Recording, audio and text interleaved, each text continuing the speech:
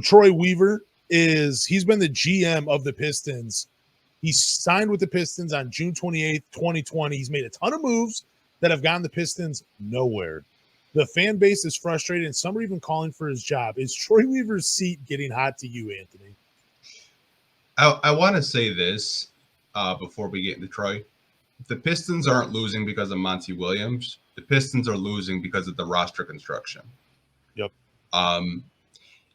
This team has talent, but I don't think the talent gels well with each other. I think what Troy does a really good job at is finding talent, but sometimes the talent just doesn't gel well together. Is this seat getting warm? Is it getting hot? I think if we have another 17-win season, absolutely, it is. You can't rebuild for 4 years and not have an improvement in the win column. We talked about this last week about why fans are so impatient with this rebuild. You look at teams like the Orlando Magic, you look at teams like the Pacers, you look at teams Oklahoma City. I think the biggest difference is obviously they had players to trade and they got draft capital. Yeah, that's true. But I think I could counterpoint to that is if you spent a little bit of that cap flexibility you got, maybe you overpay for a free agent, maybe you get more wins in the win column. I'm not saying you need to go to from 17 wins to 55. Like if you went from like 17 wins to 27, I'm like, okay, that's progress. 17 to 25, I'm like, okay, that's progress. Like that's all I'm asking for a rebuild. I don't expect you to go from 17 to the NBA Finals overnight. I know it takes time, but I think why a lot of fans are calling for his job is there's been no improvement. I know Duncan Smith, who long time Pistons Twitter. I want to say he was a journalist for Forbes Sports, Piston Powered, really well respected guy. He's calling for Troy's job. He's like Troy needs to be let go. Like this is madness. Going for I think it's four wins and 32 losses since the trade for James Wiseman. Like that's insane, man. And I get that injuries happen. I get that the lottery hasn't really given the Pistons a lot of good luck. I mean, you were the worst team, you fall to fifth again. But I mean, you have cap space and you didn't really use it wisely this summer. I mean, I like the trade for Monte Morris. I will say that, but I think using 90% of your cap space for Joe Harris, I mean, yeah, he's a 3-point shooter, but not this year. You couldn't have got Kelly Oubre. Couldn't have gotten something like get more depth at that small forward position. Like I think free agency. I've always had problems with it. Like I think the best vet he's ever traded for is Jeremy Grant in his tenure. Like I think free agency is just something he really struggles with. Drafting, he's great at it, but free agency, not his strong suit. He's trying to play the long game. That's what it is. But where the roster doesn't make sense is up front in the front court. You have traditional fives. And I mean, dude, you can get away with it with Duren because he's a pretty good passer. He's shown, at least in the offseason, have like somewhat of a mid-range jumper. Marvin Bagley, he's a good offensive player. That offense is going to keep him in the league for a while, whether it's him playing 13 minutes a night or 20 minutes a night. He's going to be in the league. Then you take a chance on James Wiseman. It didn't work out, but James Wiseman, he doesn't really have much range either. He's an athletic freak, but he's more comfortable playing near the basket or running in transition. Then Isaiah Stewart, had incredible footwork coming in, but he was more of a back to the basket, below the rim type of player, and he's now developed into a 3-point shooter. There's a lot of development there, but then there's this log jam in the backcourt with Cade, with Killian, with Sasser, with Ivy, and you got to do something. You can't have, and then you got Alec Burks and Monte Morris. You got 6 guys that need minutes on this team, and it's not enough for it to go around. Like, it's just poor roster construction, and it's so frustrating to see it because there is talent on this team. It just doesn't mesh well. It doesn't seem like all the pieces fit, and it seems like he's sitting there with his hands tied, and he doesn't want to do anything about it. And you and I, we've made excuses for him. We said, no, this was a season that he has to see everything. He has to see how it all fits. dude, we're 14 games into the season, and we can already all start to see this is not going to work. Like it's just No. not going to. You got to do something, make a trade, whether it's before the deadline this year, or you got to make some moves in the offseason. But I don't know. I mean, like I think there's a little bit of a fire under Troy Weaver's seat. I'm not saying it's getting hot, but like it's a little warmer than it was last week when we were doing this. So the tanking Sam Hinkie 76ers were historically bad, right? Yeah. I think the Pistons are in a very similar rebuild as them. They won 28 games their fourth season. Okay. Pistons are 2 wins in 14 games. Like you have to make improvement. I don't know what he possibly sold Tom Gore. So obviously, like, preaching patience and, it's going to take a while, but this roster is just too many guards. You have a lot of centers. I was calling for them to sign a veteran center because I think the center position is your second most important position behind point guard. You have Jalen Duren, who just turned 20 yesterday. He needs a veteran he can learn from or lean on. Like, I like Marvin Bagley, but he's not a veteran. I need like a 10-year vet, right? I that's what I need. Yeah. Those are the types of vets that I want to see.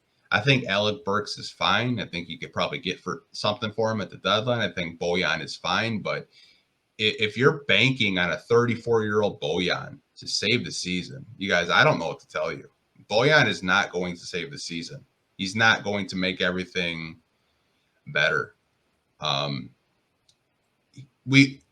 not going to say we need to be active at the deadline, but you have to get something because this roster is just kind of all over the place. Now, obviously, these are all guys that he drafted and signed, but he's got to do something, man. He's got to be active at the deadline. He's got to try to change this roster where we're not questioning it. Like, where we're like, okay, he got something for Alec Burks, gives more minutes for Sasser. Like, those are the types of moves that I think he needs to make, because if he keeps this roster and we don't make a single trade at the deadline, like, I worry that Cade Cunningham does not sign his rookie extension because you're wasting his talent. And dude, I was thinking the same thing watching these last couple of games where I'm like, dude, you're kind of flirting with basketball death here, where if you don't start to put something around him, he's your franchise. You're banking on him being the franchise player. Right now, you have to put confidence in him that you can build a contender around him, or you can build a competitive team. We'll just say that, a competitive team that can go out there and compete and hopefully, win some games. That's what you need to do. But if you don't do that, you are flirting with him saying, dude, I'm going to leave. I'm not signing that extension. I can go elsewhere and win, because that's what it's all about when you're playing professional sports. You want to win games. You want to go down as a champion. That's what you want to be remembered by. You don't want to be remembered as the guy that signed the big contract and didn't do shit. You want to be remembered as the guy that won a championship. And it's so frustrating, man. Yeah. I'm not losing faith in him as a talent evaluator. I think that's his strongest skill. But I'm losing faith in his ability to build a competitive roster. That is it. I just really am. Are you starting to lose trust in Troy Weaver in that regard? I want to separate the two. You can be competitive and still lose. And I think that's what they really preach. They preach discipline, defense, and, development. To me, like when they said that during, the media day press conference, I was like, okay, another losing season. You're not really focused on the winning yet, which I really don't understand. Like, you think you're going to win the lottery and draft Alex Sarr out of France? You're probably going to get fifth and get like Justin Edwards out of Kentucky. Like, that's probably what's going to happen. I'm not losing faith. I think Troy is a very good talent evaluator in the draft. I mentioned earlier, I think free agency is the one part where he really struggles to. I don't want to like solely single it on him, but I think sometimes the Pistons, the way they look at it is, I'll just use Cam Johnson as an example, right? For the Pistons to get Cam Johnson, they were going to have to overpay like, $30, $35 million to get him away from Brooklyn. And I think the way the Pistons front office thinks is, well, if I really want a free agent, I'm going to have to overpay. So it's better to just trade for a guy that's on an expiring deal and keep my cap space. I think that's their thought process since Troy took over this team in 2020. And I think that's not really the right approach to do. I mean, Houston grossly overpaid for Fred VanVleet and Dylan Brooks, but they're winning they're winning basketball games. And those are two high quality vets. You know, Fred VanVleet's an NBA champion. Dylan Brooks is one of the best on ball perimeter defenders in the NBA. I know he got scapegoated in Memphis, but the role that he's playing in Houston under Udoka, he looks great, man. He looks awesome. I would just rather the Pistons, like, if you got to overpay for a free agent, overpay. It's better than just signing a guy that's on an expiring deal that's not going to be here next year. Like, if you had to overpay for a free agent this summer, I don't really think a lot of Pistons fans are up in arms. At least you did something. Yeah, and I mean, I was joking about the Houston Rockets, saying like, look what they're doing to their young core and everything, but man, they're probably gonna make the play-in at least. Probably even they're gonna probably be a top 10 team in the Western Conference this year. You got a coach in Ime Udoka that dude, the way Jalen Green has looked offensively, he's looked pretty good. They moved him off. They moved him from on the ball to off the ball. They're designing some action for him. They're running the offense through Shane Goon, and it just looks better. I was joking saying I didn't think the Houston Rockets were in a better position, but dude, I might start rooting for them. You know what I'm saying? Like, I mean, they're a young team to watch for, and I don't know if I'm in the ballpark of paying for all those veterans like that, but that's the type of move we want to see. You know, I mean, it's cute to bring in Monte Morris. We think he's going to be good. It's fun to have Bojan, but the Joe Harris thing, even though I was all for it at the beginning of the season, that was just a disaster, man. I know the cap room there's going to be more salary to spend once he's off the books, but still, man, I'm just tired, man. I guess I'm just tired of waiting, man. Like I said, it's not that I'm impatient. I think this team has a lot of talent. This is probably the most young talent they've had in my entire Piston fandom.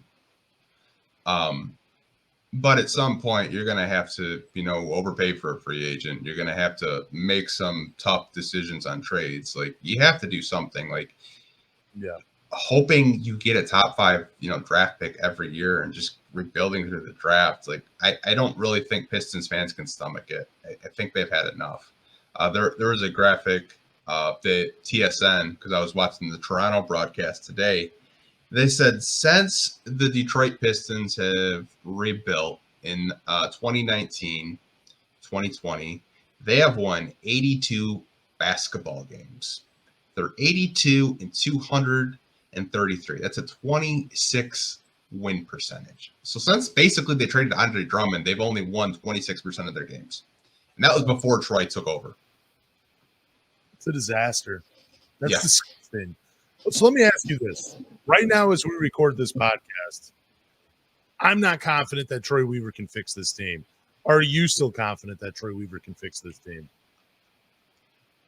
I saw him wheel and deal this first year on the 2020 draft night where he traded Luke Kennard and, stuff like that. Yeah, Bruce Brown. Yeah, I think he can. I think you owe it to the GM to fix the mess that he made.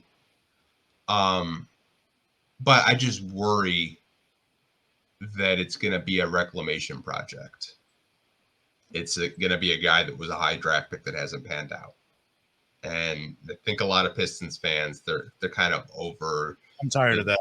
They're tired of the Josh Jackson, the Dennis Smith Jr.'s, the Jahlil Okafors. Like, they want real NBA players, to your point. And I think that's what you have to do. You have to trade for real NBA players, or, stock up on draft picks, stock up on some seconds, stock up on some late first if you can get them. I don't know. But I think that's what he has to do to make this roster gel better and see if it works, because right now you just have a lot of guards and a lot of players that are talented. It just doesn't the cohesion with the roster doesn't make a whole lot of sense. Like, there's no chemistry there. Or put your young players in situations where they can thrive.